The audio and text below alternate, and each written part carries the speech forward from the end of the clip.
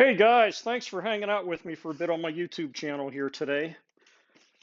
So what I've got here is my two Sondors Fold X's, and I'm getting ready to go on a trip, camping trip up to Grand Lake, Colorado tomorrow. So I want to go over the bikes, couple items, and get them ready to go and make sure everything's checked out on them. So please subscribe, ring the bell, hit the like button. I'm trying to release a video every week. And finally caught up on all my other videos that I was doing on RVs and hot rods.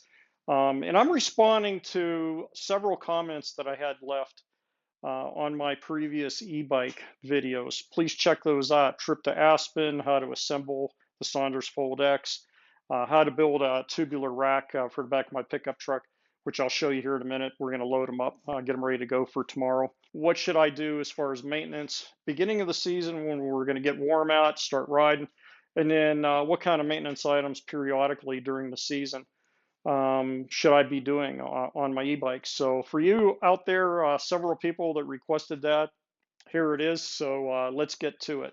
So I've owned a lot of motorcycles in my younger days, three Gold Wings, some Harleys, and when it comes to motorcycles, the very first thing you want to check out is your tires. That's your key thing. Tires, air pressure. So it should be no different on these. So what I have is a couple different pressure gauges here, or you could just pick up one of those ones that looks like a little pen that are real economical. But I have a digital one here, and then I have one I use on my truck.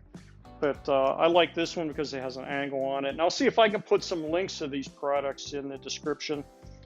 This Cobalt one was just, I think it was like 15 bucks at Lowe's, but it works really well. So on an e-bike, on the 20-inch fat tire bikes, the pressure's lower than what you're going to see on your regular bicycles. Regular bicycles, you're up 35 pounds. I know these guys that ride with these, covered with fancy stickers and the little skinny tires and do all that stuff, are really running some high pressures in those tires. But typically on the fat tire bikes, you're going to be down at maximum 20 pounds per square inch. So you want to keep them under 20. If you're going to be riding on sand, loose gravel, then maybe take them down to 10. So somewhere between 10 and 20. I leave mine at 20 all the time because I'm riding on a street, but then it also gives the versatility going onto the gravel and then some packed sand. All right.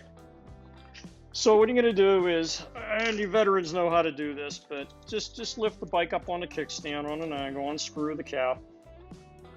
This is like Bicycle 101 type stuff, but we may have some newer viewers that don't know these sort of things. And then I'm just going to push it on and read my tire pressure, and I'm right at 20 pounds, so good to go.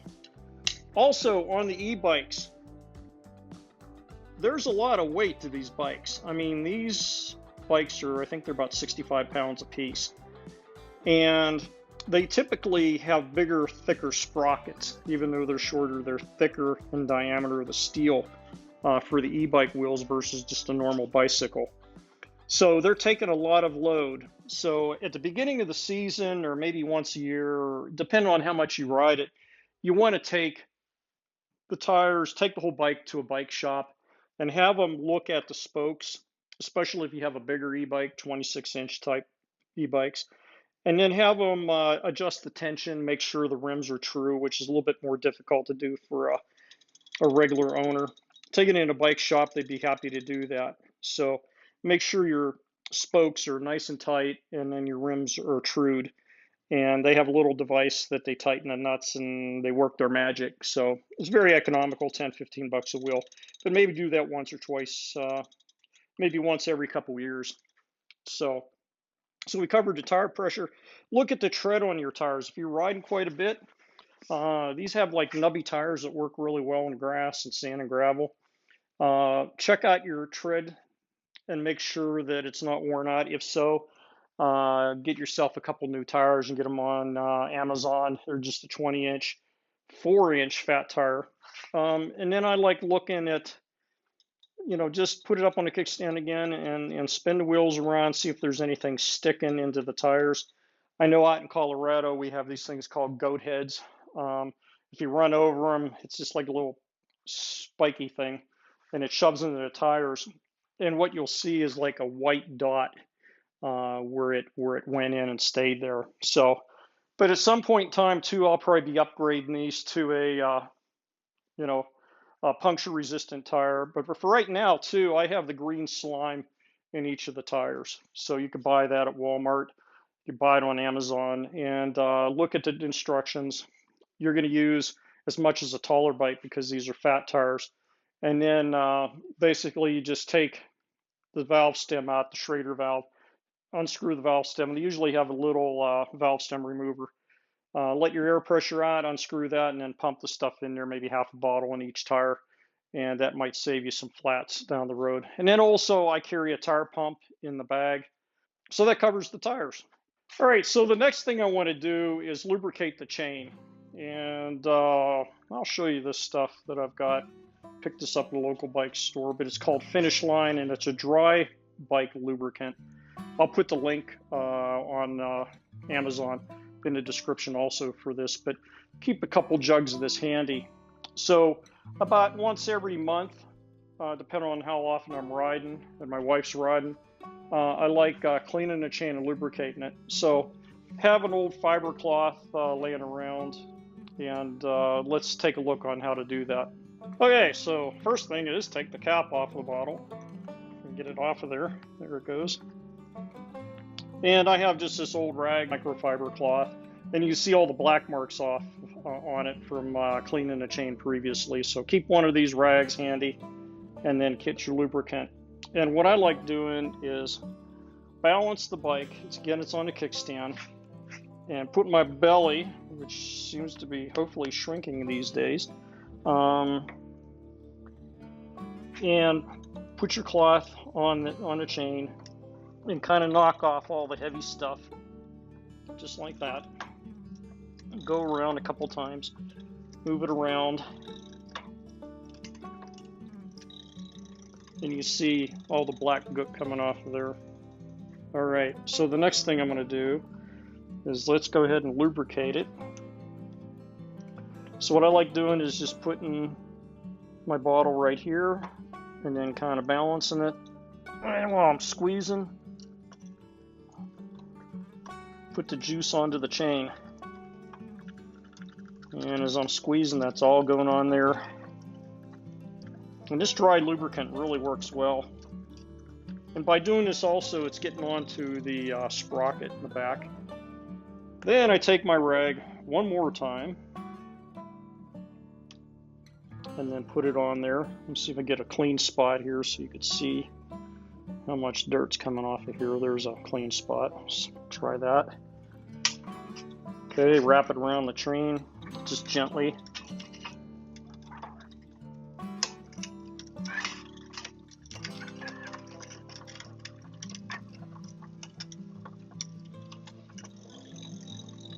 And look at all the black that just came off of there right there, all the dirt.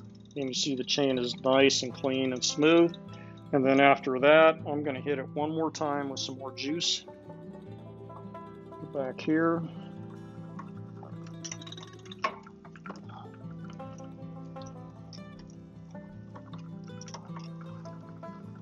And go around maybe one time, go past it a little bit just to be sure.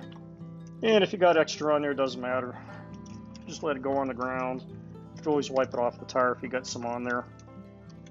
And just give that a good drenching. And then I typically just leave it like that. Clean the chain, put some juice on it, use your rag, clean it again, and when it's all clean, then put another coating of lubricant on it. Works really well.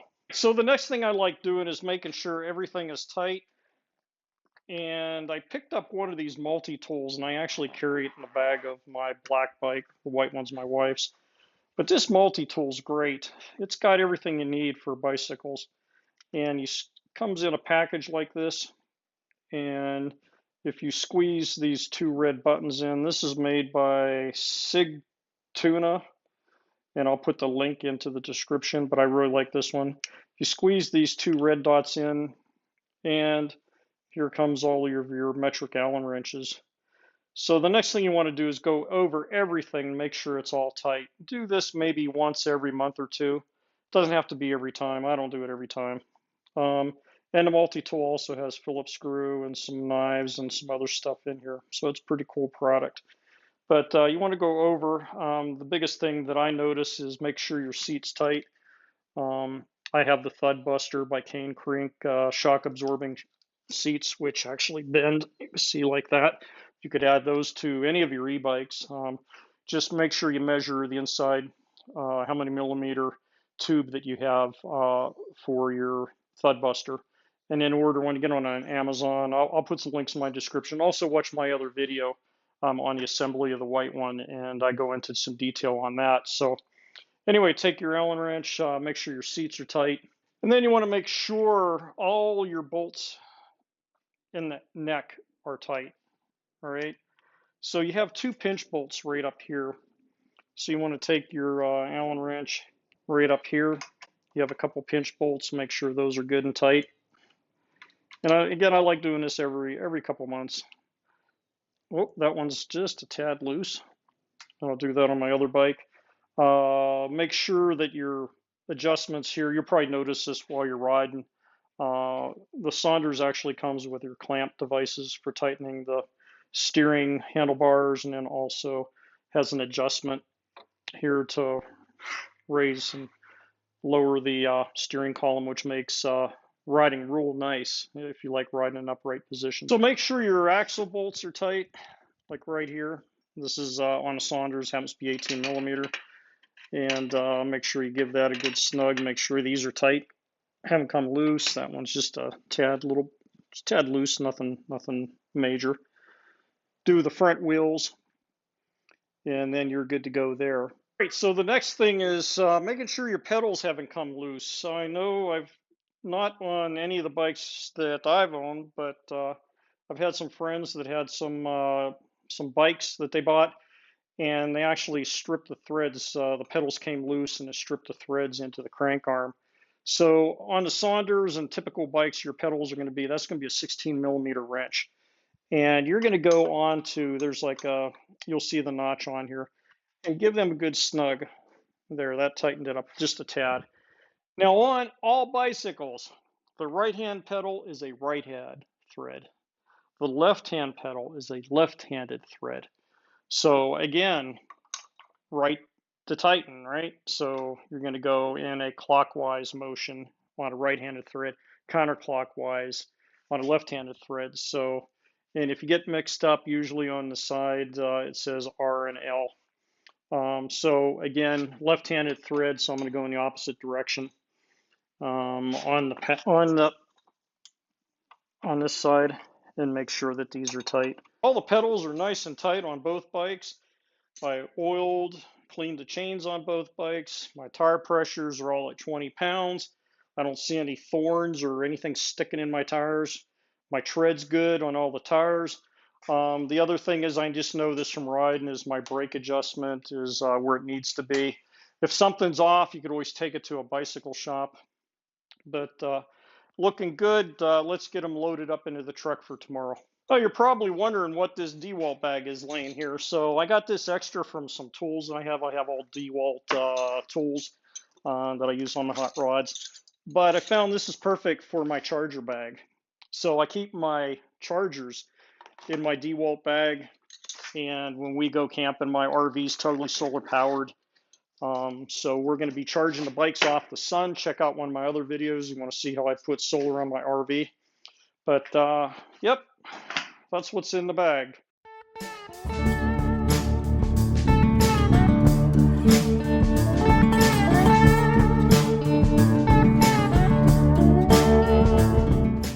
All right, so don't forget the charge bag, and don't forget the helmets. Ready to go for tomorrow. So appreciate you watching. I'm going to be posting a video once I get up to Grand Lake. I'll shoot some video up there and kind of do like the Aspen one I did on my playlist. Appreciate the viewers that left the comments that resulted in this video, something I didn't think of. If there are any other things you want me to cover on the 20-inch fat tire bikes or e-bikes in general, leave it in the comments section. If you have any questions, leave it in the comments section. Be happy to get back with you. And anyway, looking forward to our trip tomorrow. We're going for a week. And that's it for now, and thanks for watching.